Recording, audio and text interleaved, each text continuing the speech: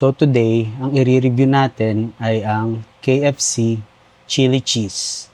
So I have two variants, yung sandwich at saka yung rice. So unahin natin tong rice. Yan. So tingnan natin kung masarap siya at kung nandun pa rin yung lasa ng McDo. So unahin natin yung kanin guys, kung ano yung lasa. Kasi may kulay eh.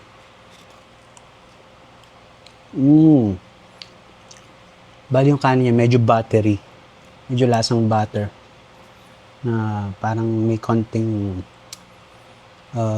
pampalasa.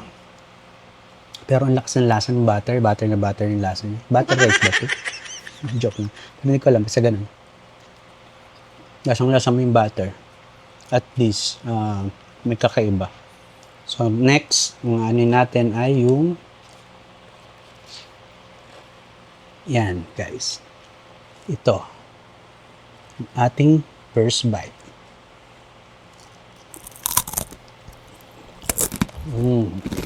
Actually, hindi pa malasahan yung cheese niya. Pero yung pati, syempre, singer. Lasang singer siya. Yung sauce niya, medyo salty. Singer. Parang hindi ko nalalasan masyado yung anghang. Tsaka mataas ang tolerance ko sa spicy. Kasi gumagawa akong sarili kong hot sauce. That made of Carolina Reaper pa yun. The hottest chili in the world. With rice naman. In fairness, masarap naman. Doon yung creaminess ng sauce at tsaka yung spiciness. Yung cheesiness at tsaka yung spiciness ng sauce. Hindi ko masyado na-overpower siya nung zinger.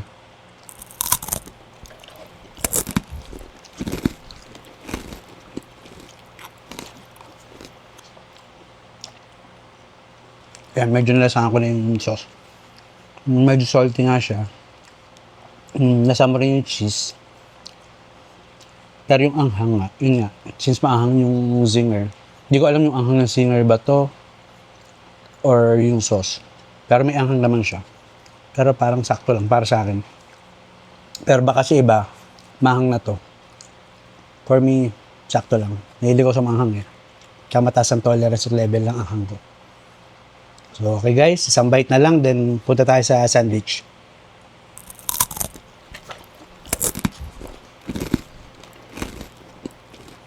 So, let's move on sa sandwich.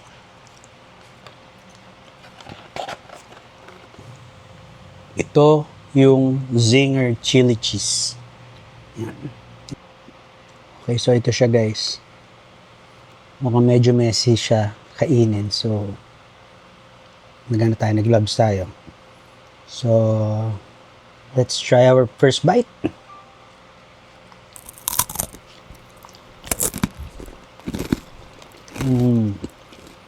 Actually, almost the same. Medyo salty rin siya.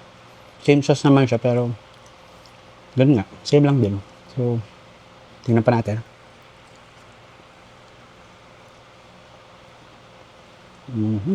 Actually, masarap naman siya, yung sauce. Though yun nga, ang zinger kasi medyo may pagka-salty na yung sandwich niya. So, nilagdagan pa salty, tapos may toppings pa siya ng cheese. So, masarap naman. Siguro, hindi lang ako ganun kaano sa maalat. But, masarap naman siya. Itong zinger, favorite ko itong bata ako. Pero dati mas malaki ang zinger. Ngayon hindi masyado. Medyo lumiit na siya. Tapos tinipid na yung pinaka-chicken niya sa loob. Isa pa.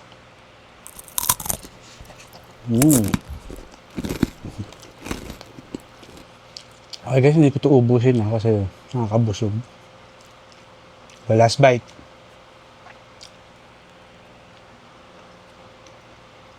Dito sa na sandwich, hindi masyado lasa yung chili cheese.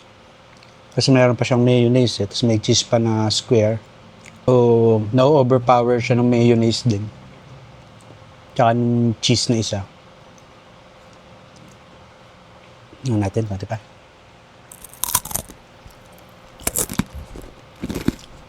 Masarap siya. Pero hindi ko masyado malasahan yung chili cheese dito sa sandwich. Pero dun sa rice, lasang-lasa mo siya kasi nga medyo matabang yung rice. Kapag nilagyan mo siya ng cheese, malalasahan mo. Tsaka wala siyang mga mayonnaise.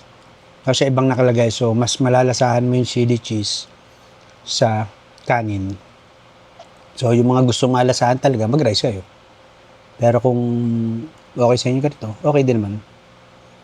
So okay, try ko yung sauce. Yung sauce lang, tingnan natin kung ano lasa. Hindi ko malasahan kasi masyado kanina. So ito yung sauce niya. So, gusto kong malasahan siya eh. So tikman natin.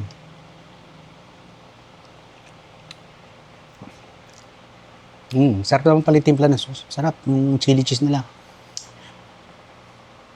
Sa taste, okay na okay ito. Masarap siya. Yun yung anghang. May kick nga, tama. Ngayon ko pala nalasahan yung anghang kasi nga maang din singer.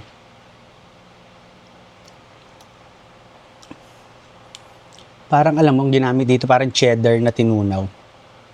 Cheddar cheese. Tapos nilagyan ng konting, di ko alam kung milk or parang Nestle cream. Tapos parang meron siyang pimiento tsaka yung pickles. So guys, ibibigay ko na yung verdict ko dito sa dalawang chili cheese series ng KFC. So sa rice, I think mas masarap yung sa rice kasi mas malalasahan mo yung sauce niya.